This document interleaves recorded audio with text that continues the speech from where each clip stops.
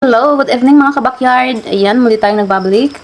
So may ipapakita inyo mga kabakyard yung ating mga tanim na nandito sa ating nandito sa ating living room. Ayan, lapit sa bintana.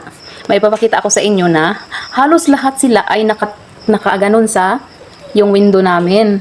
So, doon natin talaga makikita na ang isang tanim, kahit ano pa yung mga tanim na yan, need talaga nila ng araw. Kasi, tingnan mo sila, oh, nakatagilid talaga sila at nakatingin talaga sa labas. 'Di ba? Oh, tingnan niyo na. Tingnan niyo, oh. So, tingnan niyo, oh. Oh, halimbawa itong pichay. Ayan, 'di ba? Nakatingin sila sa bintana. Yung ating mustasa, ganun din. Nakatagilid din sila, ah. At itong ating malalaki na pipino. Ayan, crackty lang to. Ayan. Sobrang laki na nila mga kabakyard. Ang plano ko po ay itry kong kumbinsin yung asawa ko. Sana po ay papayag siya. Bukas, darating siya. Ang plano ko po kasi ay dito ko lang siya dyan. Ayan.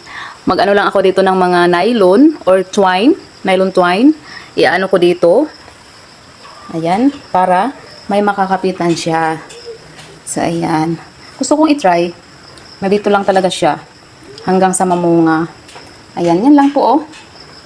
Sa tubig lang sila nabubuhay. Ayan, oh. Sobrang laki na, mga kabakyard. Ayan. Ang tataas na, oh.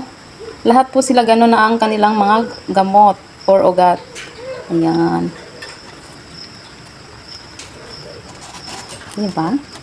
Pareho sila. Ayan. Pare-pareho po sila, mga kabakyard, oh. Hanggang doon na talaga yung ano nila. Oh, laki na mga kabakyard. Wala, grabe yung mga kabakyard. Oh, ang taas pa, oh. Meron pa doon, oh. Sa ilalim. Wow. Diba? Parang na-perfect ko na po yung ating solution A at solution B na nutrients. Kasi magandang tubo nila, diba? Ayan. At yun, oh, laki. O, diba, nakaharap sila doon lahat? Oh, so kailangan talaga nila ng araw. Kaya dito ko sila nilagay. Kung sa labas kasi ay hindi sila pwede doon. Kasi yung ating nutrients ay timplado natin. Every 1 liter of water is 2 ml. Kasi permanent na kasi ito eh. Hanggang harvest. So, 2 ml ang aking nilagay at every 1 liter of water. 2 ml of formula na itong latest formula natin na nutrients, solution A, then 2 ml din na yung solution B. So yan, in 1 liter po yan.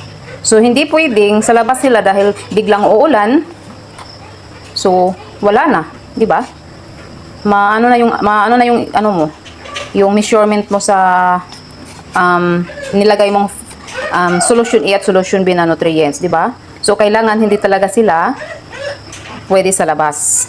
Kaya dito ko po talaga sila nilagay para medyo may araw din pag morning. Makakakuha sila ng araw or init, di ba? So, ayan. Perfect po na dito ko sila nilagay. Ayan. Ganon din ang ating mga lettuce. Ayan. Self-watering din ito. Ayan. Ang kabakyard. Self-watering, itong 4 ay 3. Okay. Pero medyo ligi sila, di ba? Ayan. Kung may ano lang sana tayo sa labas, yung greenhouse na may shade na, hindi lang net. Dapat kasi shade na yung yung cellophane, di ba? Kasi wala akong ganun, ay hindi pwede doon sila. Kasi shade net lang talaga ang meron ako eh. So bawal sila doon. Ang init kasi ngayon eh. Pag maaraw talaga. Pag uulan ay uulan din. So, bawal talaga sila sa labas. So, ayan. So, ganun din yung ating naka-cup dito. Lettuce din to. Then, ayan. Ito kasi, ay kasabay po ito ng ating dito. Ayan. So, ayan. Itong lettuce natin ito is, date of sowing is April 21. So, ano na ngayon? May 4. Ayan. Kayo na lang ang magkwenta. Kung ilang days na. So, 9 days. 30 lang tayo sa sa April. So, 9 days plus 4. So, 13 days po itong ating, wala pang 2 weeks. Magto 2 weeks to bukas. Ayan. Okay. So, ayan. In fairness, nakakakuha naman sila ng init. So, hanggang harvest po sila dito. Ayan. Para safety. Mayroon pa akong space dito, dalawa. Ayan. Pero, hindi pwedeng lagyan. Kasi mayroon kaming makulit na doggy. Ayan, So, bawal talaga siya dito. Lagyan. Sayang, dahil dalawa pa naman yung space. Naman po ngayon, maraming salamat po sa inyo. Sana po patuloy nyo akong subaybayan sa aking mga video uploads. At na-appreciate ko po yun ng sobra. Dahil balang araw po, ay ito yung sobrang tulong talaga sa akin sa pang-araw-araw. Yung ano ko dito, masasahod ko kasi dito, ay ating itutulong sa mga nangangailangan ng tulong sa atin. Then, yung aking mga anak ay nag-aaral pa. At mayroon din kasi akong mga inaalagaang aso. Ang dami kasi. Ayan. So, ayan. Kaya ginagawa ko po itong video everyday. Nagbablog po ako para yun po yung aking goal or mission ko po na once nakasahod na ako dito, ay hindi po talaga ako magdadalawang isip na tumulong. So, ayan. Kaya po, na-appreciate ko po yung inyong patuloy na pagsuporta sa aking mga video. Sana po hindi kayo magsasawa. Yan lamang po. At God bless us all.